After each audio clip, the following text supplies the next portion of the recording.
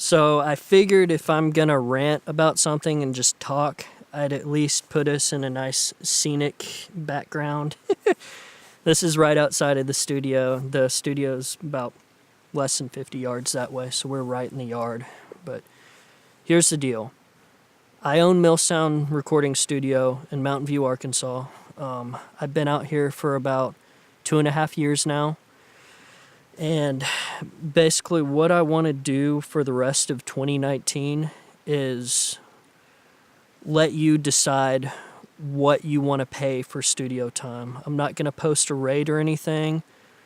I'm not going to put any stipulations on this. If you want to record, just contact me. We'll set up studio time just like everyone else does.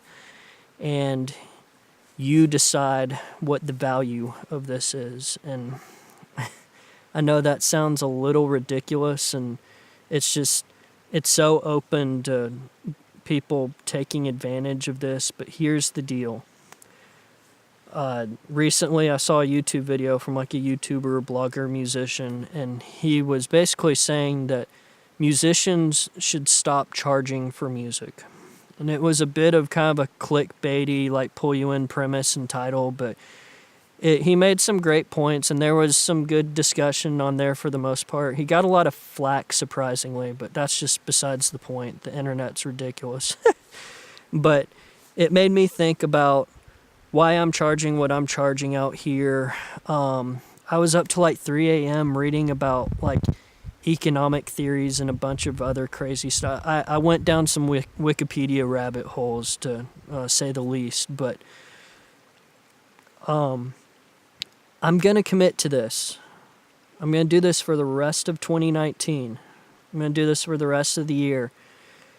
And I know there's probably people that are going to watch this and be like, oh my God, free recording, awesome, let's do it. And you know, if you do that, I'm going to be a good sport about this. And I'm going to try my best not to get mad about it, because I know it's probably going to happen. But I'm doing this as kind of a social experiment in a lot of ways too, because I'm curious to see what happens, and I'm curious to see how this turns out, because there's going to be people that take advantage of it, and at the same time I think there's going to be plenty of people that are probably going to pay more than I was charging originally. So all that to say, I think it's probably just going to balance itself out. But it's weird for me to actually do this, but it's just weird to me that I'm able to do this right now, because quite frankly, I'm single. I live alone out here. I don't have a lot of overhead for the business. I live above the studio. My apartment's above the recording studio. I'm out here with my dog.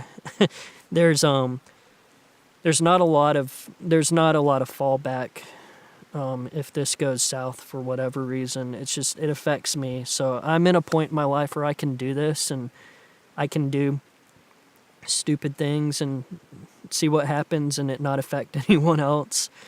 Before I moved out to Arkansas, I was in Austin, Texas for a while, and I was in the San Francisco Bay Area before that, in the like Midwest, Chicago, Madison area, a little bit of time in Atlanta and Nashville. So I think this year's year 15 for me doing this professionally. So I've been doing this a little while now, and I've seen a lot of crazy things, and I've charged a little bit, I've charged a lot.